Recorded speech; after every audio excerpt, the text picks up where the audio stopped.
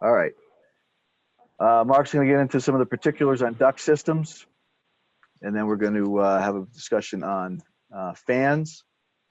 And we'll get into a little discussion on coils and filters. So, the air cycle.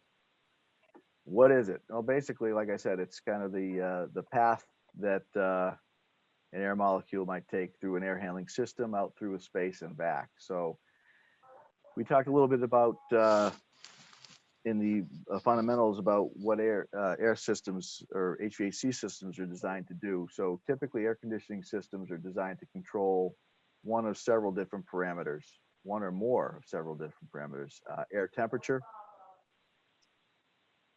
humidity, air cleanliness, air freshness, i.e. lack of CO2, which is, we'll get into that, and air movement. We don't want it to be too drafty. So most systems are designed, if they don't cover all of these, are designed to cover at least 3 or 4 of them. There are 6 basic components to the air cycle. First is a filter or filters to clean the air. We're going to need a fan or fans to move the air. Oh, we got people in the waiting room. Oh, there we go. We got to create a motive force or some differential pressure to get the air to move.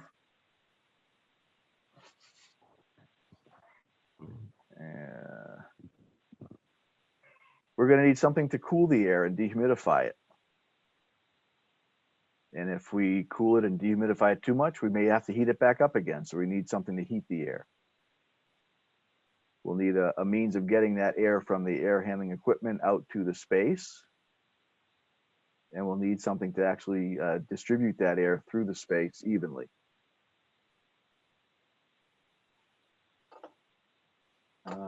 Heat to that. All right, you can come. Sorry when about the pauses, I got to let people in out of the waiting room every now and then. Okay. So we have a diagram here, a very simple diagram of the basic air cycle. So if I'm an air molecule and I'm floating around outside, minding my own business, and I get sucked into the intake of an air handling unit, I'm going to go through some dampers. I'm going to hit a filter. I pass through the filter, and I may hit a fan where I get spun around and disoriented, and then spit out through a cooling coil, then a heating coil, and out into the duct distribution system through the supply duct to my diffuser. And then I make it out into the space where I meander around for a little while until I'm unfortunate enough to get sucked into the return duct, where it may be spit back out into the atmosphere as exhaust, or alternatively, I repeat the cycle through the system.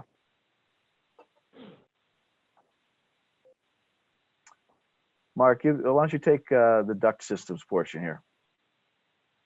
So, dictionary definition of a duct is simply any tube, canal, or conduit by which a fluid will pass through or be conveyed. For our industry and construction, that fluid typically means some type of an air mixture, that being internal and external. The supply system obviously is the part that brings the conditioned air into the space. So we can get that comfort zone, and the return of the exhaust pulls that air back either out of the building entirely or to be remixed inside an air handler or an ERV, for instance. Some quick ductwork terminology. Your main ducts are the ones that carry your air from the piece of equipment.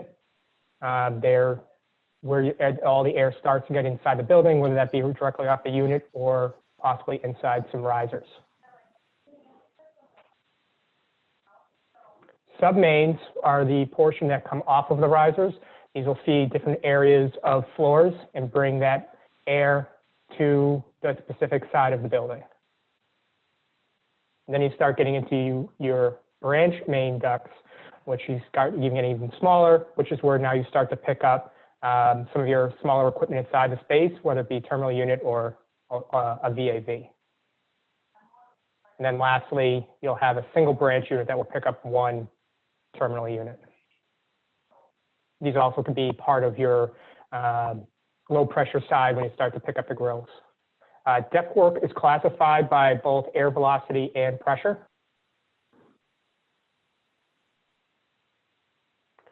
Your velocities are measured in feet per minute, or FPM, and the pressure is measured by inches in water gauge, and you typically hear that term in -2 inches or +4 inches in reference. So this is a basic house unit and a stand-up unit that you might see in a basement. You do have a supply plenum in red on the top of the unit.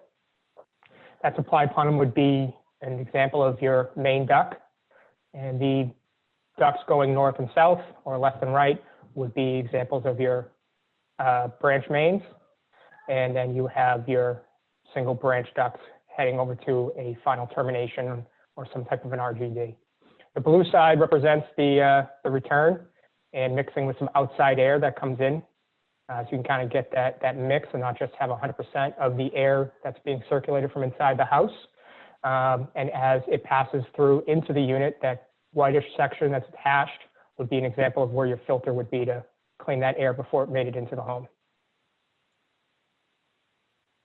This is an example of more of a commercial system, which we are more accustomed to seeing, a basic floor layout. The red, again, is the supply. The green is represented as the return portion of the system. You can see the risers in this plan view are coming down. They pick up the branch line to then feed a fan power box, and then again distribute the air to your final terminal units and or termination points and your grills and your RGDs. And the same thing with the return side. You just don't have a piece of equipment that stuff's passing through. It's just being brought directly back to the area handler on the roof. Someone asked us earlier, how do I tell the difference between a supply and a return duct when I'm looking at the plans? And Mark pointed out there are several different ways. You can either look at your RGD designation. Sometimes that will indicate if it's a supply diffuser or a return grill. But symbolically, if you look here, if you have an X in the duct like this, X typically means supply, and a single slash or a single slash and a half slash typically means return or exhaust.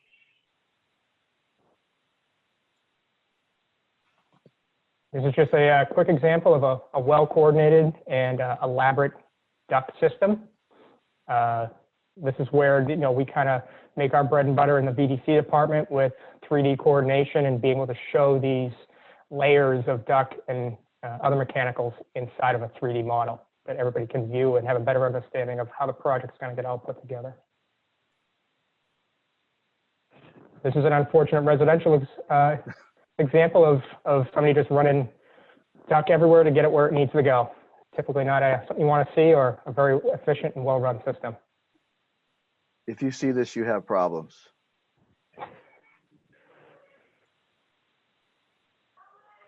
So air pressure.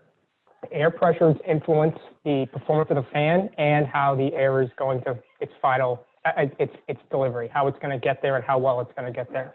Duct pressure is only slightly above the atmospheric pressure, which is typically about half of a PSIG or less. Static pressure is represented again in that water gauge, and that is the actual pressure that the air is pushing against the side of it on a supply end, or it's actually sucking the duct in on a return or exhaust side. And the duct is constructed to withstand these different pressures. As you add more static to it, the construction of the duct will change. A lot of times the connection changes, as well as they'll add stiffening rods on the inside for both a positive or a negative system.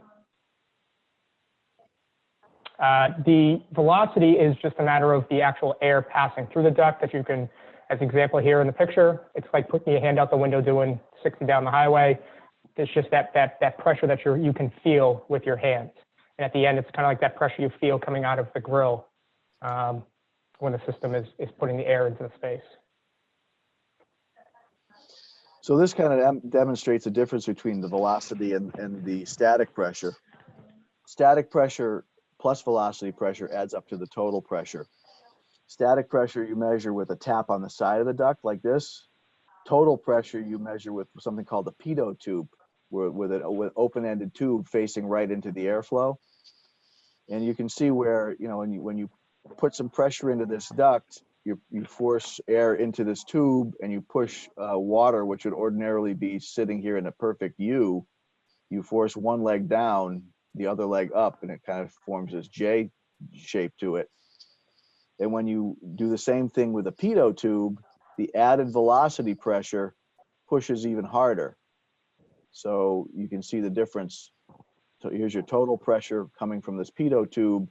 And if you know what your static pressure is, you can subtract static from total, and then you get your dynamic or your velocity pressure is the difference.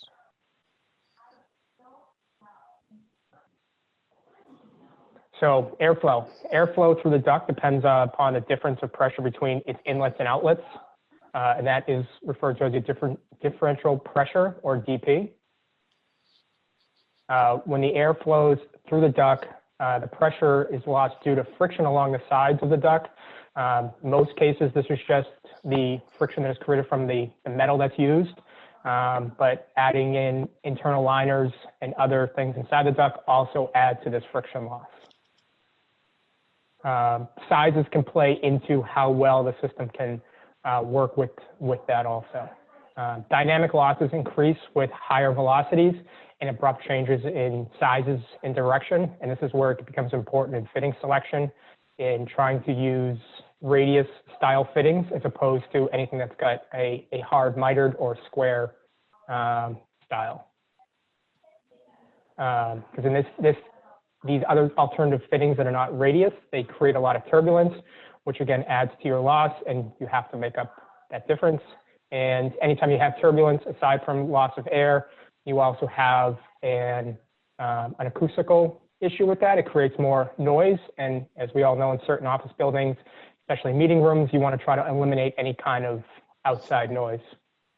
Gradual size transitions can help with that too, not just dramatically smashing down the size and just giving you a nice transition with a good amount of space. The size of the duct required to convey a given quantity of air depends on the pressure available to overcome all of these particular losses that go into just getting it to its place. So think about that. It takes a lot more pressure to squeeze a gallon of water through a drinking straw, rather, as opposed to like a garden hose in the same amount of time. So it's perfectly analogous to trying to move air through ductwork. The smaller the duct, the more pressure you need to push the same amount of air through in a given amount of time. Excuse me. So these are a couple of examples just to kind of illustrate not very efficient ways to get duct to pass through, or air to pass through the duct. And these are like real high turbulent situations. So that first picture was kind of illustrating just a square throat, square heel elbow, and how the airflow is affected when it's traveling along and it smashes to the back side of that elbow, creates all that turbulence. And again, you got to make that up because you're forcing the air to do something that it doesn't want to do. And same thing with the picture to just the right. You have a very abrupt transition in size as opposed to something that might be, say, 45 as opposed to these 90s. And again, you create all this turbulence at the front of it, and you're going to try to make that up and force the air to do something it doesn't want to do.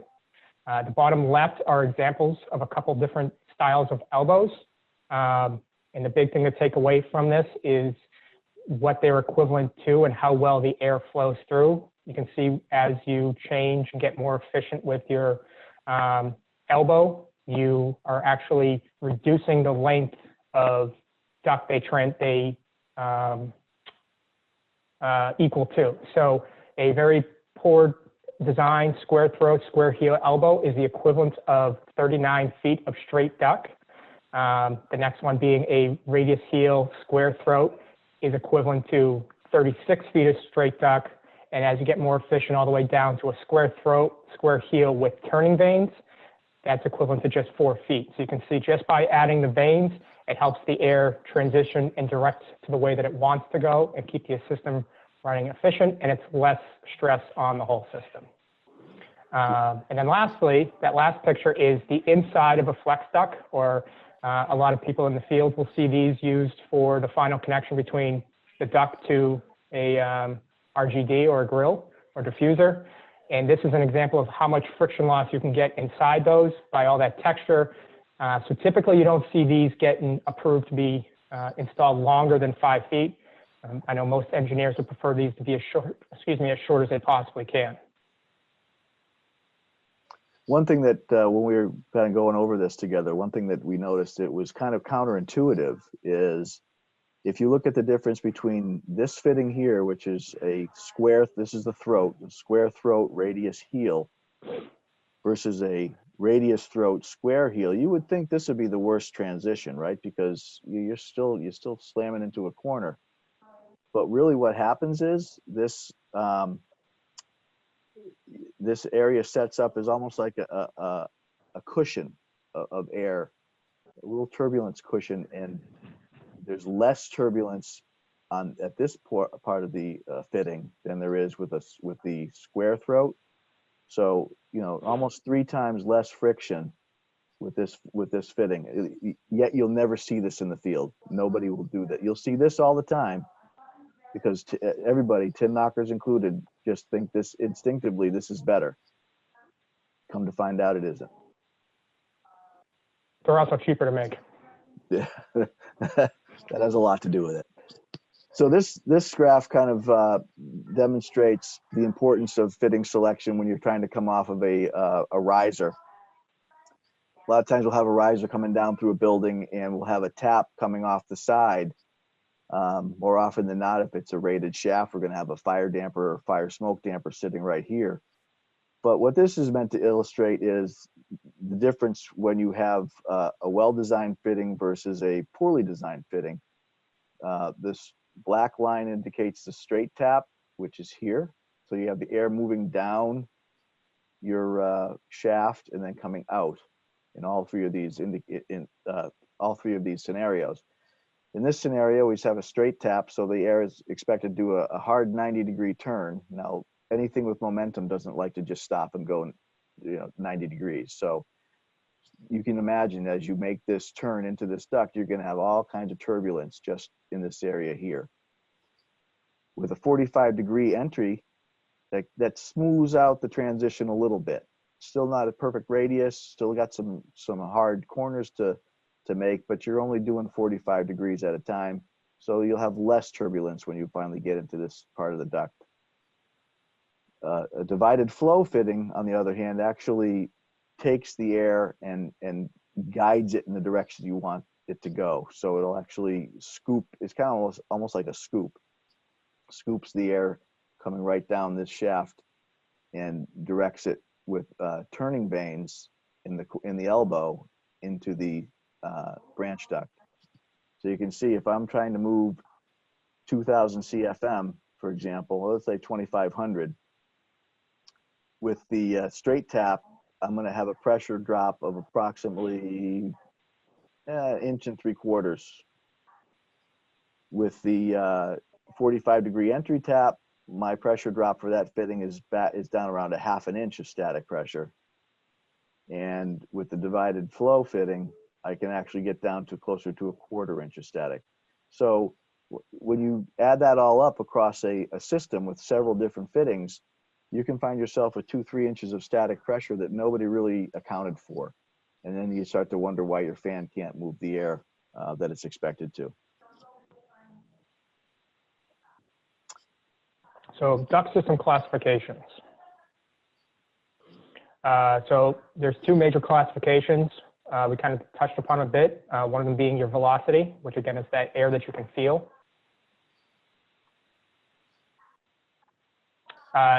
There are a few different types of system classifications inside a velocity system. A low velocity system operates at less than 2,500 feet per minute. High velocity systems operate above that, between 2,500 and 6,000 feet per minute. And then with our pressure classes, there's a variety of those also. Low pressure ducts have a velocity of less than 2,000 feet per minute, and the static pressure, again, is that balloon effect. That's the pressure against the side of the duct. Are usually around a 2-inch water gauge, and that's on the grill side. That's where you're finishing off with the system, is where you'll see these.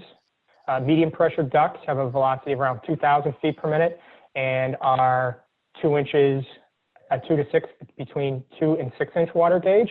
And that's what most of the duct systems that are running off of like an air handler unit are constructed to.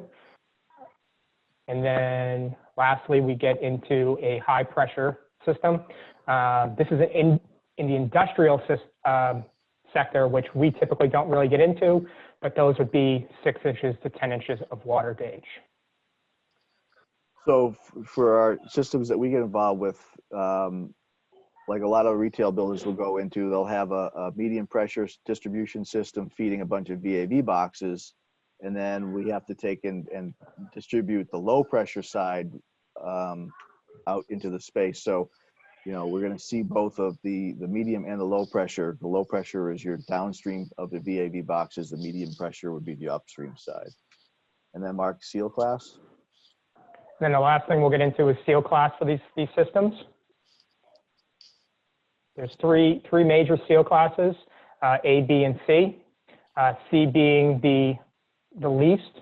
All they're looking for in this particular type of system would just be the actual duct connections that are made in the field. So anytime you would cut into a duct with a tap, that would be sealed, or any connection that is made through the whole run of the duct would also be sealed. Type B involves both that connection and the longitudinal seam. Any of those seams that are created during the duct fabrication process are also required to be sealed, excuse me. And then class A, which really affects a lot of your medium pressure systems, everything needs to be sealed. Anywhere there's a potential leak or a hole, they want that taken care of and they want that sealed up.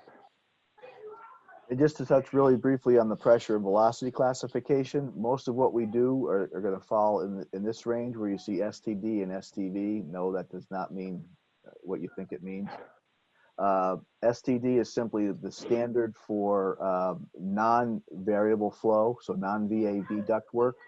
And then STV is standard for variable flow ductwork. So you'll see that that's where you start to get to the medium pressure, the low end of the medium pressure range. Duct materials, several different duct materials that we're going to come across. The most by far the most common is galvanized steel. It's the least expensive option that we typically have for ductwork. There's also carbon steel, known as black iron. So this is what we're going to use when we do grease exhaust, and it's usually welded fittings. We'll use stainless steel where we're worried about corrosion. So dishwasher exhaust, fume hoods, things like that, where you're going to be in either a moist environment or a corrosive environment. Sometimes you'll come across aluminum. I've probably counted one hand how many times an engineer that I've dealt with that specified aluminum ductwork. Less durable and less expensive than stainless. It's harder to weld. Tin knockers don't like it, but every now and then somebody's going to spec it just because. The last major duct material is some form of plastic.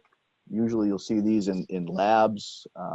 You'll see FRP, fiberglass reinforced plastic, or PVC. I think the last time I used one of those was an earth science lab up at UNH. And you could also, one we didn't list here, every now and then you might come across one of those cloth systems, or the duct sock, which is a pretty cost-effective way to deliver air to large spaces without spending a lot of money and requiring a lot of support. So a little bit about duct system design. We certainly want to make sure that were you doing this one, Mark, or was I? I'm sorry. This one's you. Oh, this is me. All right, I'll keep going then. So we want to make sure that we minimize our losses. Every loss that we add adds energy requirements to your system. So we want to make sure we have smooth transitions and efficient fittings. We definitely want to try to balance the first cost with the operating costs. We can make a duct system that's very inexpensive to run by making the duct really large and making it easy for the air to move through it. But a lot of times we don't have the space for that, and it costs more money to install it that way. On the other hand, if we undersize the duct work, we'll have less material and labor costs to install it, but it will cost much more to run over the cost of the life of the building, rather. So when we size duct work, there's a few different methods that we can use. One is a velocity method. So we basically pick a standard velocity and we apply that velocity across the entire airflow path. So some typical standard velocities for different types of systems. Usually we're in the comfort systems range here. So our mains are going to be somewhere between 780 and 1380 feet per minute. And as we get closer to the diffusers, we try to slow the air down. Why do we do that? Well, it's quieter for one thing, and it helps to reduce the energy requirements of the ductwork. When you get into industrial systems, you'll see airflows and velocities get higher, and we don't actually do too many high velocity systems, so we don't have to dwell on that.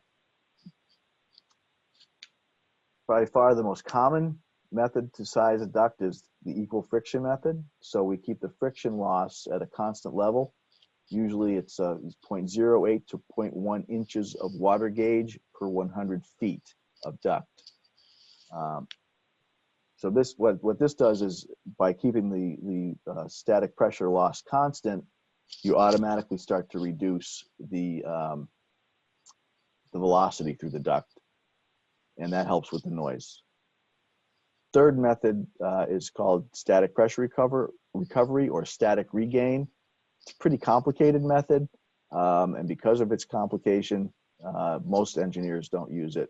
Most will go with the equal friction method, and they're going to use their handy dandy ductulator to do that.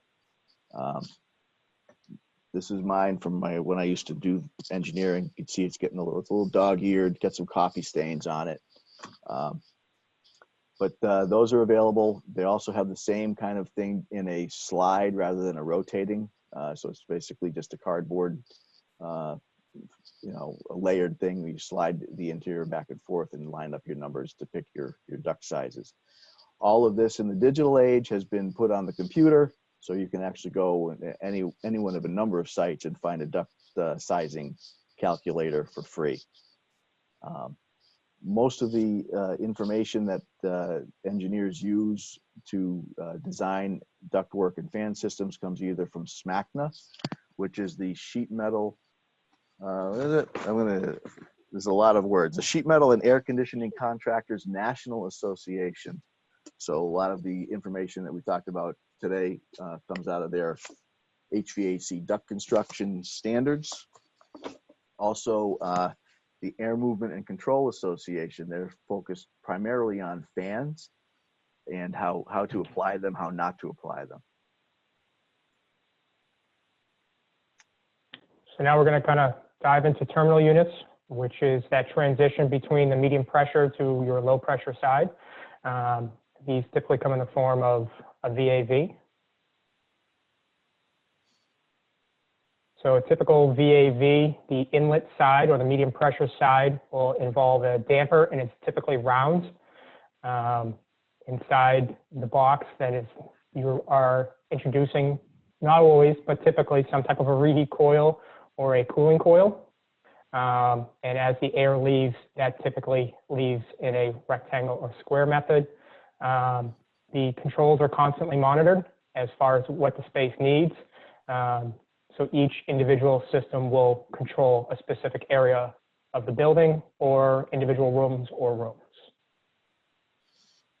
So there's a couple different types of the fan powered VAV terminals we deal with. This one here is a non-fan powered. This is straight through VAV terminal with just the only moving part is the damper.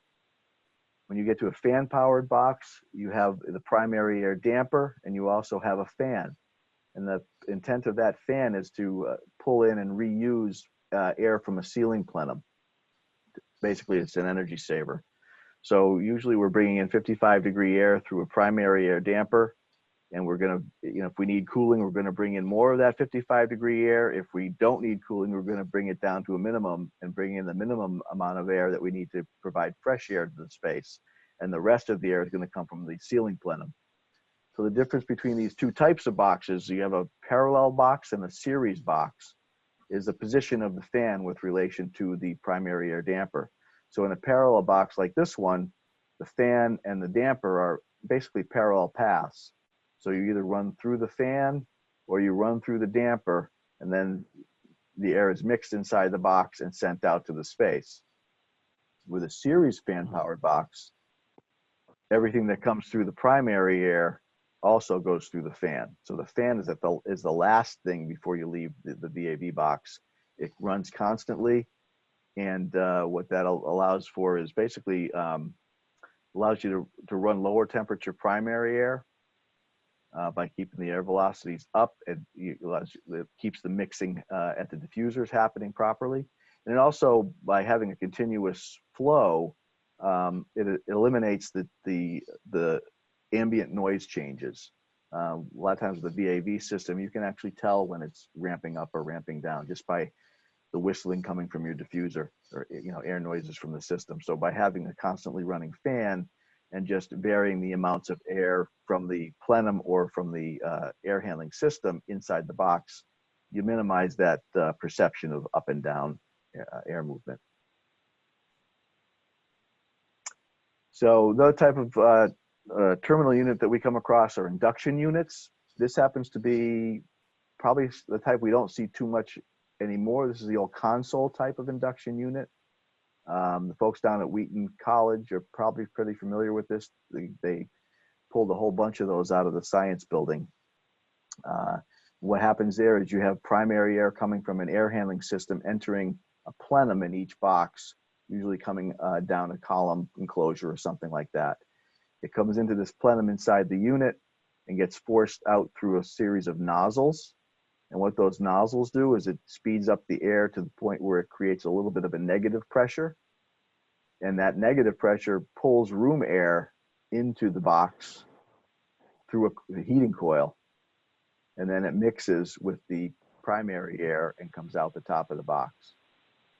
Like I said, you don't see these too much these days. More often than not, you see something in the ceiling, but these are very, very popular back, believe it or not, in the 60s and 70s. And when I was in college, I spent the whole summer nights, second gig, right, side gig, cleaning these nozzles. So it wasn't a lot of fun, but it was lucrative. Today, however, if you talk about induction units, more often than not, you're talking about a chilled beam. So what is a chilled beam? And why, I don't know why they call it a beam necessarily, but same idea. You have primary air entering from an air handling system at usually 55 degrees or so into a plenum like this. And there's a series of nozzles on each side. Same idea, you're blowing air through those nozzles, creating a negative pressure in this area. That negative pressure in turn induces, that's why they call it an induction unit, induces room air up into the unit through a heating coil or a cooling coil, or both. This could be a heating / cooling, depending on how you pipe it. And then it mixes and gets pushed out into the room, just like a ceiling diffuser.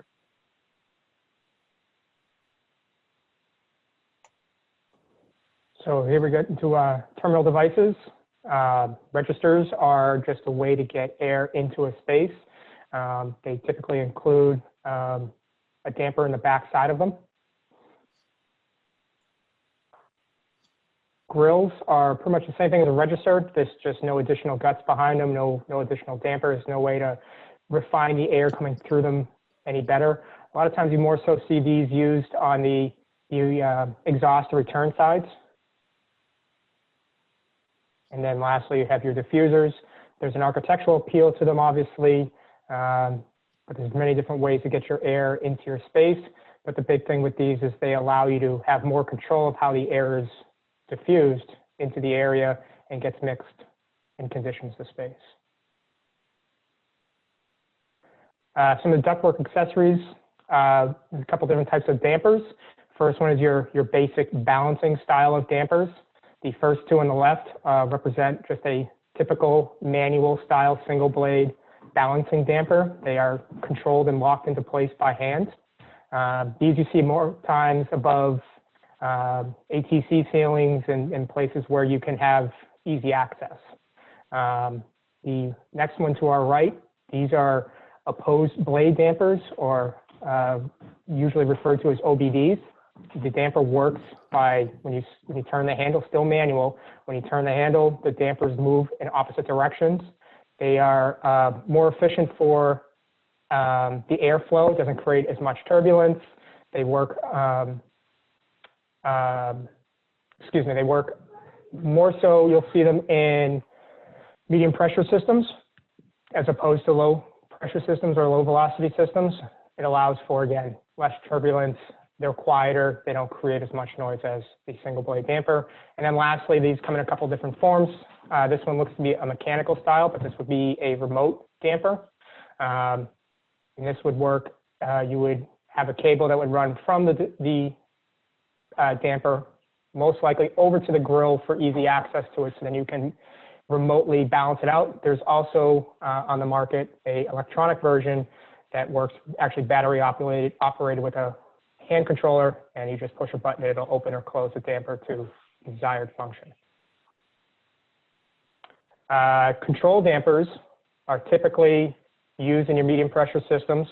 Typically they are right near the air handlers or the piece of equipment that they'll be servicing. You'll see these a lot of times on just after a floor riser also to help balance out the air between the floors. These work in conjunction with your control systems. So they're constantly reading and will be opening and closing as floors or spaces need additional air or need less air. Fire dampers, these are for obviously fire control. There are two major types. One is type A, the other is type B. Type A is inside the airstream, meaning the curtain that will close is inside the duct with it. You'll usually see these in an application where you just don't have the space to have the hi-hat. Type B allows you to have the curtain outside the airstream. Both of these work with a temperature-sensitive fusible link made out of lead. So once the space or the duct reaches a certain temperature, that curtain will close, cutting off anything that's on the other side of it.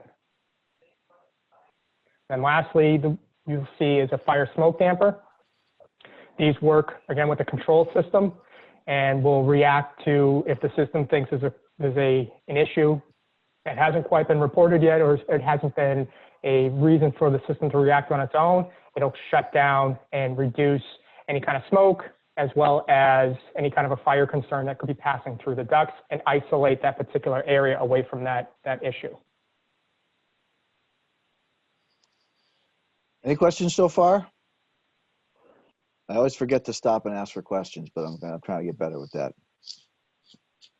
We must be doing well, Mark, because nobody's got any questions apparently. So let's talk a little bit about. We're sleep. Yeah, I know, right? Let's talk a little bit about fans.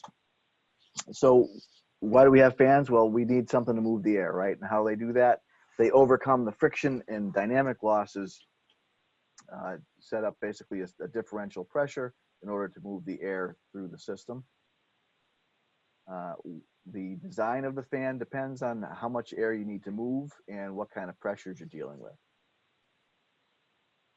There are designs that are good at moving large volumes of air against little or no resistance. And then there are other designs that are really designed more for pushing air through ductwork. Three basic types of fans. Axial fans, and as the name implies, the air flows axially, basically along the axis of rotation of the fan itself. Centrifugal fans, the air actually flows at a 90-degree angle through the fan with respect to the rotation of axis. And then you have mixed flow fans, which, as the name suggests, kind of combines the characteristics of axial and centrifugal fans in a single design. So axial fans, typical example of an axial fan would be like a propeller fan. So you have the axis of rotation, basically the fan shaft, the propeller shaft, and the air flows through the fan parallel to that. They're basically designed to move a lot of air against low pressure or little or no pressure differential. Tube axial and vane axial fans are really fancy propeller fans designed to be mounted inside a duct. So they put these fans in a cylinder to help control the discharge of the flow. The only difference between the two is that they add these vanes in vane axial fans to kind of straighten the airflow out as it comes after the propeller. It basically makes it a little bit quieter and a little bit more efficient. Centrifugal fans, which are the fans that we typically see most in our business, they use centrifugal force of rotation. So what they do is they draw air in at the center of the impeller, and then they spin it at high velocity and throw it 90 degrees against the wall of the housing. This kind of gives you a breakdown, exploded view of the different parts. You have your inlet cone. It kind of smooths out the air and directs it into the impeller. The fan wheel itself with the blades. And then this is called the fan scroll, also called a volute. And you can see how it kind of gets larger with respect to the center of the fan as you get towards the discharge. What kind of wheel is going to go in that fan depends on what you're doing with it. If you're moving high velocity or high volumes of air against a fair amount of static pressure, you're going to want to go with a backward incline type of a wheel. The most efficient one of those would be the airfoil blade, also the most expensive to manufacture for obvious reasons. For lower airflow volumes at lower pressures, you're going to see a forward curved blade. So you can see how these blades are curved forward with respect to the rotation of the fan. This is what you're going to see if you open up a fan coil unit. Your furnace at home probably has something like this in it. Really meant to move smaller amounts of air against less static pressure, but still more so than a propeller fan. And this is this is a radial blade. This is what you're going to see if you're doing it like a dust collection system or something where you're moving materials, airborne materials of any kind. You can see it's a very open design. It's designed to let stuff basically, I mean, not just air, but stuff flow into it and get through it. Not a very efficient design, but it does the trick when you're trying to move particulates and things like that. So a few more examples of centrifugal fans. So they can be tiny. This is about the size of a quarter. They can get to be pretty big, or they can get to be really big. All centrifugals. They can be designed to be put in line in a duct, like these two.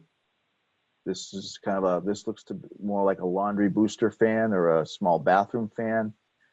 This obviously is a larger fan meant to go in a larger duct system. And they come in all different shapes and sizes. This happens to be a rooftop fan, so that wheel is sitting horizontally in this fan. This is the typical design for a kitchen exhaust because it blows the air up and away from the roof. Mixed flow fans, on the other hand, have both features. The air moves both axially and radially through the impeller. So how does it do that? I'll show you in a second. What are the advantages? They're quieter and they're more efficient than centrifugals because of that slight the axial aspect of it. But because of the centrifugal aspect, they can also handle more static pressure. So here's the kind of the comparison. Axial fan, your air is coming straight through parallel to the fan axis. With a radial or centrifugal fan, your air is coming through, taking a 90-degree turn compared to the axis of rotation and then heading down the duct. With a mixed flow fan, they've kind of taken a propeller and a squirrel cage and married them together, and they come up with a different type of wheel where the air continues to move both in the axial direction, but also in the radial direction as it goes through the fan. How you can see these cutaways, but this kind of gives you an idea of what an axial fan blade would look like, or fan wheel, a mixed flow wheel. They do typically will incorporate those same kind of straightening vanes that you saw on the vane axial, straightening that air out before it exits the fan. Here's a better look at a mixed flow blade. You can see how it's kind of a hybrid between a pure propeller and a squirrel cage. And they can be all different sizes as well. This one happens to be looking to go in about a 24-inch duct. This one is sized for a 4-inch duct. So what kind of problems do we tend to encounter when we're dealing with fans in our business? Well, fans, like most machines, they have a sweet spot. Just like your car runs most efficiently at a certain speed, same thing for a fan. They have a range where they work best. Outside that sweet spot, however, you have very unpredictable performance. They become very inefficient. And the reason for that is simple. If you look at this graph here, this line says, do not select to the left of this system curve. And there's a reason for that. When the curve flattens out like this, the performance becomes unpredictable. And what do I mean by that? Let's pick a CFM. Let's pick 10,000 CFM. So if I come up to this 525 RPM line, so these lines here, these solid lines are RPM curves, rotation per minute. So at 525 RPM and 10,000 CFM, I'm not really sure what static pressure, or I should say, let me rephrase that. If I have 1.5 inches of static pressure, or 1.6 inches, I could be moving 8,000 CFM on that curve, or I could be moving 10,000 CFM. You really don't know where your fan is operating predictably. Whereas out here, where the curve gets steep, I'll look over here, it's a little bit less cluttered, but you can be pretty sure that at that RPM, whatever that happens to be, whatever that curve represents, if my fan is spinning at that speed at 3 inches of static pressure, I can be pretty sure I'm going to have 7,000 CFM. I can be pretty sure if I got 4 inches of static pressure, I'm going to be closer to 6,000 CFM. So by having a steep curve like this, the relationship between static pressure and CFM is predictable. Once it gets flat, as you can see, you can move across a range of CFM, but your static pressure really doesn't change. So in order to work properly, a fan needs consistent airflow, even airflow right into the impeller. And you also, on the other side of the fan, on the discharge side, you really need to have conditions that allow the airflow to even out before you start imposing dynamic losses on it. So what does that mean? A centrifugal fan, at the discharge of the fan, just because of the way it's designed, remember, I'm pushing my air against the outside of this fan scroll. So most of my air mass is going to be at the top of that scroll when it leaves the fan. All the velocity is going to be up here at the top. It takes several feet sometimes. Usually they'll do it in terms of how many fan diameters, but it takes a while for that air to even out to a basically an even distribution across the duct. So ideally, I want to have a nice piece of straight run off of my duct like so. I do not want to have a condition like this where I'm trying to put an elbow right on the discharge of a fan. If I do, I mean, that's pretty bad. If I do that, I want to make sure that the elbow is kind of going to work with the fan, so to speak. This isn't ideal, but it's this situation beats the crap out of this one. Some other don'ts. You do not want to come off of a fan like this into a box and expect it to perform. You want that transition to your ductwork to be gradual. On the inlet side, a couple things you want to avoid. You definitely want to avoid elbows right into a fan inlet like this. This caused me fits when I was an engineer in a nursing home one time. Couldn't figure out why my fans weren't working. They happened to be rooftop fans, and the ductwork, instead of coming down like this, was running along the ceiling, and then did a elbow right up into a rooftop fan. These were stress plank buildings, so there wasn't a lot of ceiling space. And what happens when you do that is all the air, like we say, air compresses.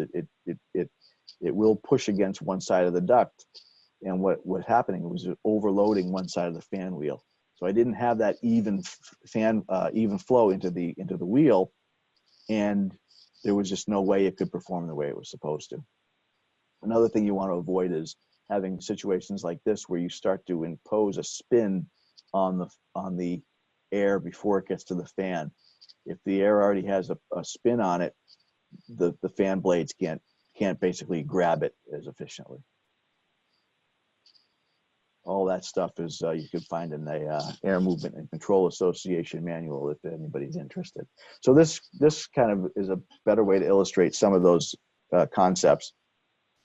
3 different scenarios. We have a top discharge with a reverse turn off the discharge of the fan.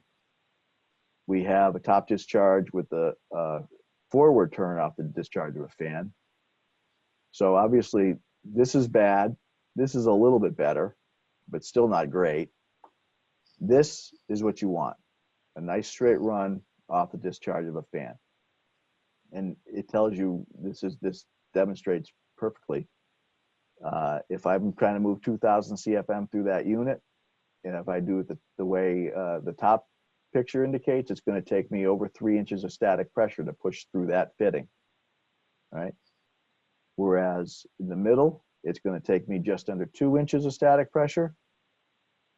And with the bottom scenario, under 1 inch. So there's an energy penalty to be paid for this. Every additional, inch of static pressure means more horsepower for your fan, more electrical energy required to move the air. So we want to make it as easy for our fans to do what they need to do as we can. Any questions on fans? All right, keep moving. Heating and cooling coils. This is how we basically transfer the heat from one means of transport to another, one substance to another. So we're typically transferring that heat from a circulating fluid like hot or chilled water, or a vapor like steam, to a circulating airstream, which then goes out to serve the occupied space. The usual method for that is by means of fin tube coils. A fin tube coil is quite simply a copper tube with aluminum plates fitted over it to increase the surface area for heat transfer. It's the same design whether it's used for water or steam or refrigerants. The tubing arrangements are what changes depending on what you're putting through it. And the last type of coil that we come across on occasion are electric heating coils. Typically, we're going to see those in VAV reheat applications. So for hydronic coils, typical hot water coil does sensible heating only. We talked about sensible and latent heat. Sensible is the heat you can feel temperature-wise. Latent heat has to do with change of state of water, typically. So because of the fact that it's only sensible heat, and we have a rather large temperature differential on the water side of the coil, we don't need as many rows. Typically, you know, for a hot water coil, I'm going to be putting 180-degree water in the top, and I'm going to expect to drop that temperature by 20 to 40 degrees before it comes out. So anywhere from 160 down to 120 coming out, or did I do that right? Yeah, 160 to 140 coming out. So this happens to be a 2-row coil. So the rows are these series of return fins. This is a row of coil in the front. This is 2 rows back to back. If I go to a chilled water coil, where I'm doing both sensible and latent heating or cooling, I need more surface area for a couple of reasons. First, I need more surface area for the latent heat transfer to take place. What does that mean? That means I need more surface area for the air to condense moisture out.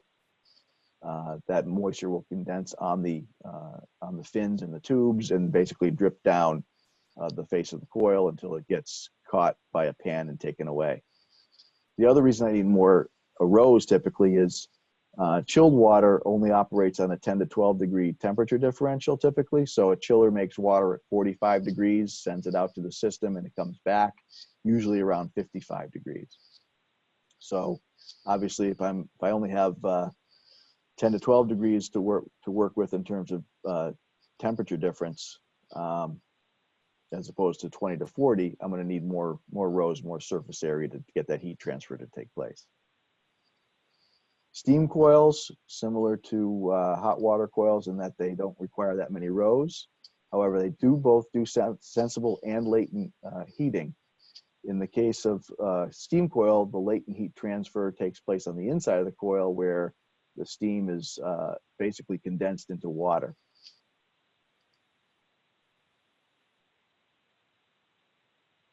And then when you talk about refrigerant coils, same as a chilled water coil, except inside that the tubes, notice they're a lot smaller, and they have these little accumulators on them to make sure that each circuit is about the same length.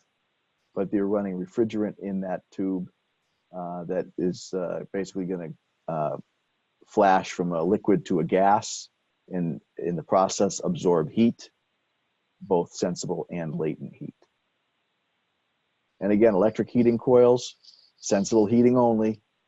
One thing we have to be careful of with electric heating coils is they do have a minimum safe airflow rate. You have to have a certain amount of air flowing across them, or they will trip out on high heat. And any questions so far? Coils? Okay, moving on. Last thing we're going to talk about real quick is filters. So outdoor air is pretty dirty. God only knows what you can be sucking into your building: bacteria, pollen, dust, debris, who knows, diesel fumes. So we need to deal with that, obviously. Indoor air also contains contaminants. We have dust, lint, off-gassing from people, off-gassing from furniture and equipment.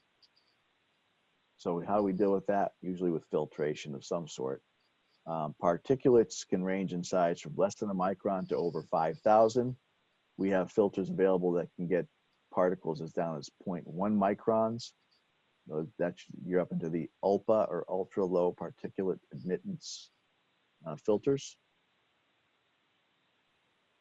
And what type of filter you're going to use is dependent on what you're going to be trying to pull out of the airstream and what kind of requirements your spaces might have. Filter efficiency is a measure of a filter's ability to remove particles from the airstream. That sounds pretty reasonable. However, the more efficient a filter is, typically the higher the airflow resistance or pressure drop is going to be as well. So there is a trade-off. The MERV rating is a means of classifying filters. So ASHRAE developed that in 1987 to try to standardize on filter performance. So this chart kind of shows you the different types of MERV ratings. Typical residential, you're looking at a 1 to 4 MERV. When you get into industrial, not industrial, but more commercial, you're getting up to the 5 to 8 MERV range. If you ever hear about temporary filter media that we have to put into your air handling units, that always has to be MERV 8. If you get up into, you know, you're doing operating rooms and things like that, you might be up in the MERV 13 to 16 range. And then if you're the 17 to 20, you're up into the HEPA and ULPA ranges for you know, high-end manufacturing, that kind of thing. Like I said, 17 to 20 are really not part of the official ASHRAE list, but those are your HEPA filters and your ULPA filters.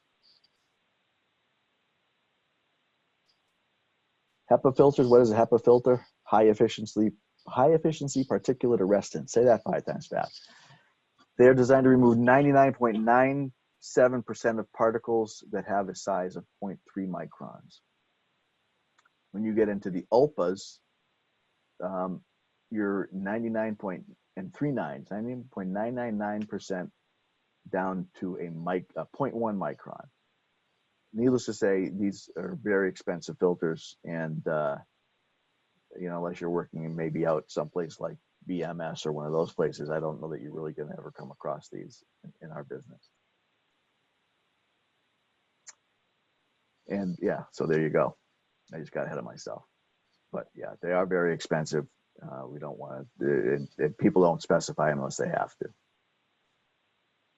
So a couple visual demonstrations of filters. We have your typical pre-filter, which is a cardboard frame and a paper-based medium. Typically, these are throwaways. You get into bag filters. A lot of times you'll see these in higher end units, air handling units. Again, when you start talking about hospitals and things like that, this is a very common filter you find in their systems. Along with cartridge filters, which are comparable, you know, higher MERV filters with a rigid frame, but not quite as much arrestance as your HEPA filters. A lot of times you'll see a cartridge filter as a pre-filter for a HEPA filter, so that you basically preserve the life of your HEPAs while you burn through your cartridge filter. So you may change your cartridge filters every 3 months and your HEPAs every 6 months, say. And that is it for filters. Any questions? So let's just recap. We talked about the air cycle. We went through duct systems, you know, how they're classified, what they're made of, how they're designed. Talked about terminal units. We went into fans, talked about some coils and filters, and that wraps it up. So appreciate everybody spending the time. If anybody's got any questions, you can throw them out. You can send us an email. Mark or I will be happy to take them. So Mark, we did get a couple at one point. We were asked the purpose behind the retaining angle, and unless I don't know another reason, but that's just another way to stiffen the duct from the static pressure being pushed or sucked on against the duct. And typically, in my experience, I've seen them on exterior duct, specifically outside risers or rooftop duct. It allows for one less hole or penetration to have an issue with sealing issues. Okay. What was the other one? And the other one was, won't a fire damper also stop smoke? What's the benefit of a fire smoke damper? A fire damper will not stop smoke. They're very loose. I mean, you think of how easy it is to get a draft in your home with an improperly sealed door or window. Fire dampers are nothing more than a steel curtain that drops. Smoke can still get by them. And a fire smoke damper itself works with the fire protection system in the whole building. They're all incorporated into one central place. They all work together. Well said. Aside from that, that's all we've got. Unless somebody else has something else. Wow, we're good. I think you covered it all, Mark. All right, folks. Appreciate you spending the time, and we'll see you next time.